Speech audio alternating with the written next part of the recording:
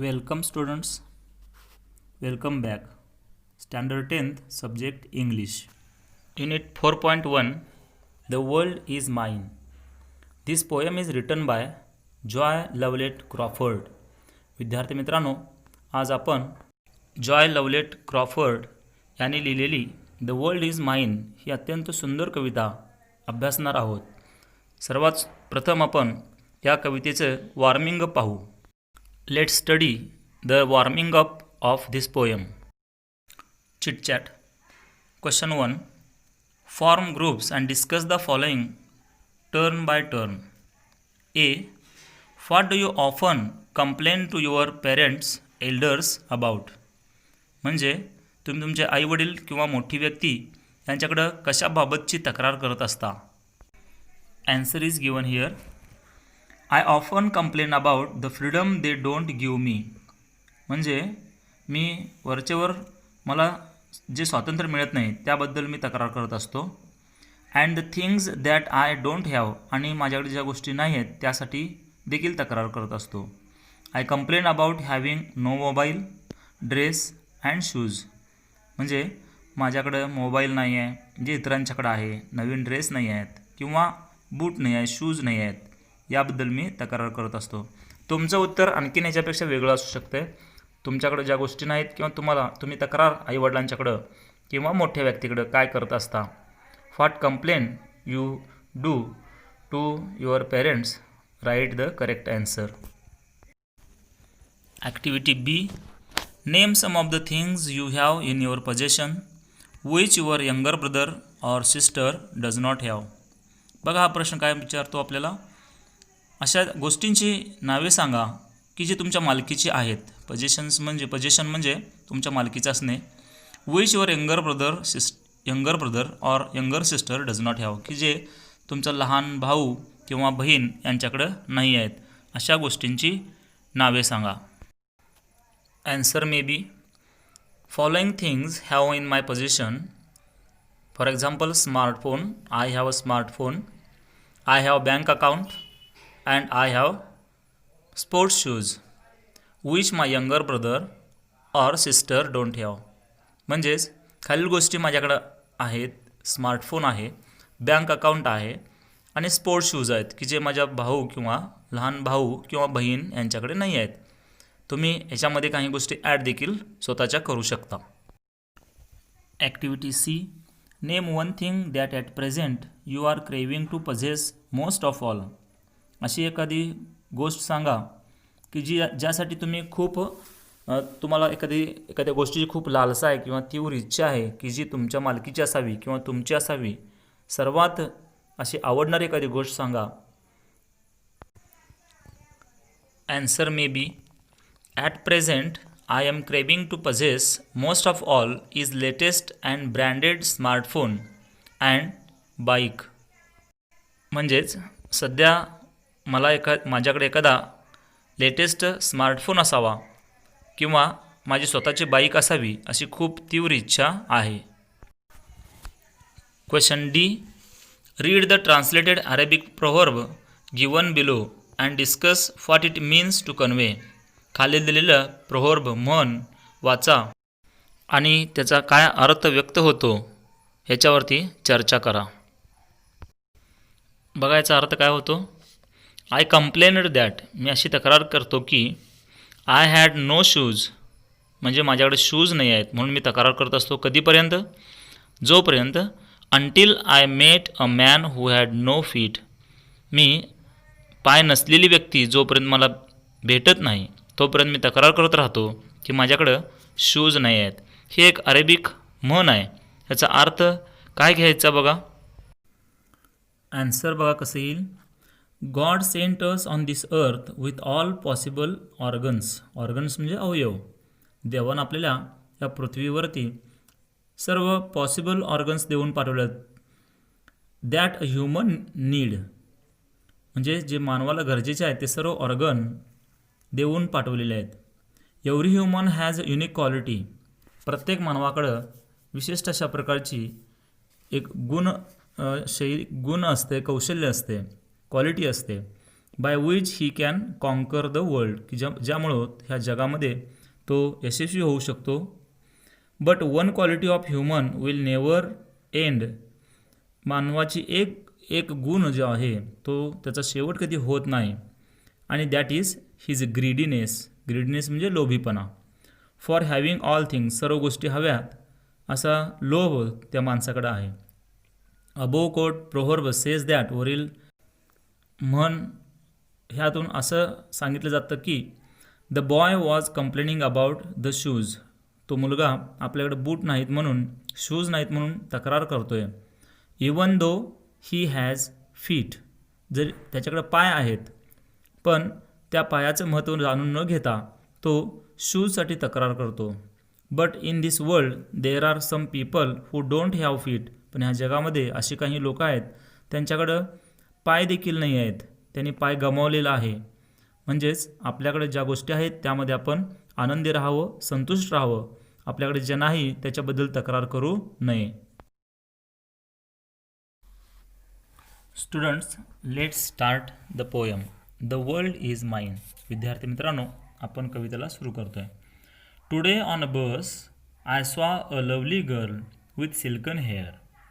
I envied her. She seemed to gay and I wished I was so fair.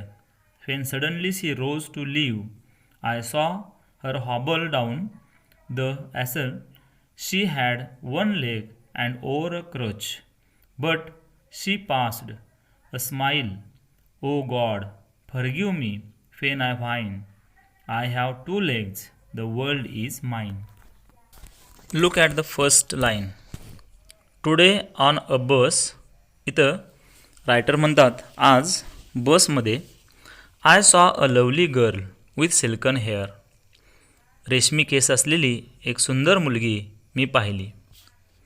I envied हर, तिला पाहिल्यानंतर writer म्हणतात मला तिचा हेवा वाटला. एनवी म्हणजे वॉज जेलस ऑफ, मत्सर वाटणे, हेवा वाटणे. शी सीम्ड सो गे, ती खूप आनंदी दिसत होती, चेअरफुल फेस दिसत होता. And I wished I was so fair, आणि मला वाटलं मी देखील अशा प्रकारचा असतो तर, म्हणजे इतका सुंदर देखणा असतो तर. When suddenly she rose to leave, जेव्हा ती अचानक उठली, राईचा भूतकाळ रोज, जाण्यास निघाली. आय सॉ हर हॉबल, मी ती हॉबलचा अर्थ बघा काय सांगितलं तर वॉक विथ अ लिम्प अनस्टेडीली, म्हणजेच लंगडत चालणे, अडखळत चालणे, आणि ती अडखळत चाललेलं दिसलं. द ॲसल म्हणजेच पॅसेज, याचा अर्थ आहे ॲसलचा passage between two rows of seats, म्हणजे दोन्ही बाजूला सीट आणि मध्ये जो प्रवाशांना जा ये करायचा भाग असतो तो भाग म्हणजे ॲसल. त्यातून ती लंगडत चालली होती. शी हॅड वन लेग, तिला एक पाय होता. अँड ओवर अ क्रच, आणि तिच्याकडं कुबडी होती. बट ॲज शी पास्ड, जेव्हा ती निघून गेली किंवा जात होती, अ स्माईल, तिनं एक स्माईल दिलं, म्हणजेच स्मितहास्य केलं. म्हणजेच एक पाय नसताना देखील इतकी सुंदर असलेली मुलगी स्मितहास्य करत आहे, हे पाहून रायटरला, त्या मुलाला आश्चर्य वाटतं. तो काय म्हणतो, ओ गॉड फॉरगिव्ह मी, हे देवा मला माफ कर. When I whine I have two legs, माझे दोन पाय असून देखील मी नेहमी, व्हाईनचा अर्थ तक्रार करणे, किंवा आपण म्हणतो त्याला complain in a crying tone, म्हणजे किरकिर करणे. I have two legs, the world is mine, माझ्याकडं किंवा मला दोन पाय आहेत आणि हे जग सगळं माझं आहे. The world is mine. Next stanza. And then I stopped to buy some sweets. The lad who sold them had such charm. I talked with him. He seemed so calm. And if I were late it would do no harm. And as I left he said to me, I thank you. You have been so kind. It's nice to talk with folks like you. You see, I am blind. O God, forgive me when I whine. I have two eyes. The world is mine. Second stanza first line बघा. ह्या कवितेतील मुलगा काय म्हणतो. And then I stop to buy some sweets. काही मिठाई घेण्यासाठी मी थांबलो. द लॅड म्हणजे द बॉय म्हणजेच तो मिठाई शॉपमधला जो मुलगा आहे त्याला लॅड असं म्हणलं आहे. हू sold them had such charm. जो मिठाई विकणारा होता तो कसा होता. चार्म म्हणजे अत्यंत मोहिनी घालणारा अट्रॅक्टिव्ह असा मुलगा होता. आकर्षित करून घेणारा होता. आय टॉक्ड विथ हिम. मी त्याच्याशी बोललो. ही सीम्ड सो काम. तो शांत वाटत होता. आणि if I were late it would do no harm. म्हणजे जरी वेळ झाला तरी कसली अडचण नव्हती. म्हणजे तो हळूहळू काम करत होता. त्याला थोडं लेट होत होतं. And as I left he said to me. मी जेव्हा तिथून निघणार तेव्हा तो म्हणाला आय थँक यू. मी तुमचा आभारी आहे. You have been so kind. तुम्ही माझ्याशी चांगलं वागलात. It's nice to talk with folks like you. तुमच्यासारख्या व्यक्तींशी बोलून खूप चांगलं वाटलं. You see I am blind. हे पहा मी अंध आहे. तेव्हा रायटरना धक्का बसतो. त्या कवितेतल्या मुलाला धक्का बसतो.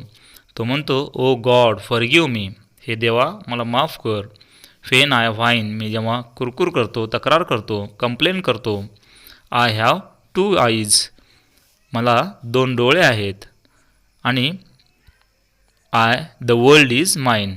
आणि म्हणून हे जग माझे आहे. म्हणजेच तो डोळे नसताना देखील एवढा चार्मिंग आनंदी असलेला मुलगा, शांत असलेला मुलगा मिठाई देण्याचं काम करत आहे. तो सुखी आहे, आनंदी आहे. आणि माझ्या 2 डोळे असून देखील मी नेहमी तक्रार करत असतो. आणि म्हणून तो देवाची माफी मागतो आणि म्हणतो I have 2 eyes. The world is mine. मला 2 डोळे आहेत. हे जग सगळं माझं आहे. म्हणजेच मी ह्या माझ्या 2 डोळ्यांनी हे जग सगळं पाहू शकतो आणि सुंदरता जगाची पाहू शकतो. पण हा मुलगा पाहू शकत नाही आणि मी नेहमी तक्रार करत असतो. Next stanza.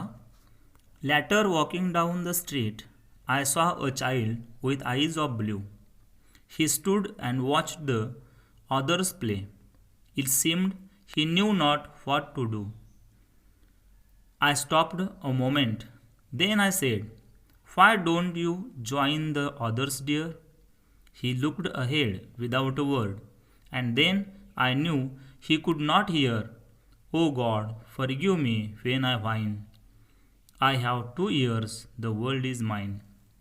विद्यार्थी मित्रांनो, फर्स्ट लाईन बघा काळजीपूर्वक. Later walking down the street. इथं स्पीकर, रायटर किंवा तो मुलगा जेव्हा पुढं रस्त्यावरून चालत जात असताना तो म्हणतो आय सॉ अ चाइल्ड. मी एक लहान मूल पाहिलं. With eyes of blue. आणि त्याचे डोळे बघा कसे होते. ब्ल्यू, निळ्या रंगाचे डोळे. निळे डोळे असलेला तो मुलगा मी पाहिला. He stood and watch the others play. तो काय करत होता. तो तिथे उभे राहून इतर मुलं खेळत असताना पाहत होता. It seemed he knew not what to do. त्याला समजत नव्हतं आपण काय करावं. आय स्टॉप्ड अ मोमेंट क्षण. मी थोडा वेळ थांबलो. Then I said. त्यानंतर म्हणालो why don't you join the others dear. हे बाळ, तू इतर मुलांच्यामध्ये खेळण्यामध्ये का सामील होत नाहीस. तू का खेळायला जात नाहीस.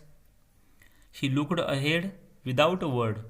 तो समोर एकही शब्द न बोलता पाहत होता. And then I knew he could not here. त्यानंतर मला समजलं तो ऐकू शकत नव्हता. त्यानंतर रायटर म्हणतात oh God forgive me when I whine. हे देवा मला माफ कर जेव्हा मी रडक्या आवाजात किंवा मी कुरकुर करतो, तक्रार करतो. I have 2 years, the world is mine. त्या मुलाकडं कान नाही आहेत ऐकण्यासाठी. तो बहिरा आहे. माझ्याकडं 2 कान आहेत. मी ह्या जगातल्या सर्व गोष्टी ऐकू शकतो. दुसऱ्यांचे शब्द ऐकू शकतो. दुसऱ्यांचं म्हणणं ऐकू शकतो. आणि म्हणून मी हे जग माझं आहे. Let's see the last stanza. with legs to take me where I will go, with eyes to see the sunset's glow, with ears to hear what I would know. O God, forgive me when I whine. I am blessed. Indeed, the world is mine. First line बघा, with legs to take me where I will go. बघा, माझ्याकडं पाय आहेत, 2 पाय आहेत, मला जिथं हवं तिथं मी जाऊ शकतो. With eyes to see the sunsets glow. मी माझ्या डोळ्याने सनसेटचा चकाकी किंवा सनसेट सूर्यास्त पाहू शकतो. विथ इयर्स टू हिअर, आणि कान जे ऐकण्यासाठी आहेत. फाट आय वुड नो, मला जे जे ऐकू वाटेल ते मी ऐकू शकतो. म्हणून स्पीकर म्हणतो शेवटी, oh God forgive me when I whine. एवढं सगळं असून देखील तो म्हणतो, एवढं सगळं असून देखील मी तुझ्याकडे तक्रार करतो, कुरकुर करतो. I complain to you. I have 2 legs, I have 2 eyes, I have 2 ears. So लास्टला म्हणतो, आय एम ब्लेस्ड इंडीड खरोखरच मी खूप सुखी आहे. द वर्ल्ड इज माइन, आणि म्हणून हे जग माझं आहे. म्हणून विद्यार्थी मित्रांनो, ह्यातून आपल्याला एक मेसेज मिळतो, एक संदेश मिळतो, एक धडा मिळतो की आपल्याकडे जे आहे त्यामध्ये आपण समाधानी राहिलं पाहिजे. We must be satisfied whatever we have. आपल्याकडे जे ऑर्गन देवाने दिलेले आहेत, जी बुद्धिमत्ता दिलेली आहे किंवा जे कौशल्य दिलेलं आहे, ह्याच्यावरती आपण समाधानी असावं. त्याबद्दल विनाकारण तक्रार करू नये. जेव्हा आपल्याला असं जगामध्ये असे अनेक लोक आहेत, there are many people who have no organs. So we have to see to them. आपण त्यांच्याकडे बघितलं पाहिजे आणि आपण आयुष्यामध्ये समाधानी राहिलं पाहिजे. असा संदेश ह्या पोयममधून आपल्याला जॉय लवलेट क्रॉफर्ड याने दिलेला आहे. विद्यार्थी मित्रांनो, या कवितेमध्ये काही डिफिकल्ट वर्ड्स आहेत, ती थोडी अभ्यासूया. फर्स्ट स्टांजामध्ये एनवीड, एनवीचा past tense envied. Was jealous of म्हणजे हेवा वाटणे, मत्सर वाटणे. त्यानंतर नेक्स्ट स्टांजामध्ये hobble, hobble walk with a limp unsteadily with difficulty म्हणजेच लंगडत चालणे. एल्स passage between 2 rows of seats म्हणजेच जो 2 एस टीमध्ये 2 बाकडे असतात, ह्या बाजूला ह्या बाजूला, त्यामधला जो भाग असतो प्रवाशांना ये जा करण्याचा, त्याला एल्स असं म्हणलेलं आहे, पॅसेज म्हणलेलं आहे. Whine complain in a crying tone. फाईनचा अर्थ काय आहे तर तक्रारच्या म्हणजे रडक्या स्वरूपात, रडक्या सुरामध्ये तक्रार करणे, कणणे, रडगाने सांगणे. अशा पद्धतीनं हे डिफिकल्ट वर्ड्स आहेत. विद्यार्थी मित्रांनो, कविता अत्यंत सोपी आहे. This is very simple poem, but the message given in this poem is very big. त्यामधून मिळालेला जो मेसेज आहे तो अत्यंत मोठा मेसेज आहे आणि महत्त्वाचा मेसेज यातून आपल्याला दिला गेलेला आहे. In the next video we will see English workshop of this poem and appreciation of the poem. विद्यार्थी मित्रांनो, पुढच्या व्हिडिओमध्ये आपण ॲप्रिसिएशन आणि वर्कशॉप पाहणार आहोत. Thank you very much.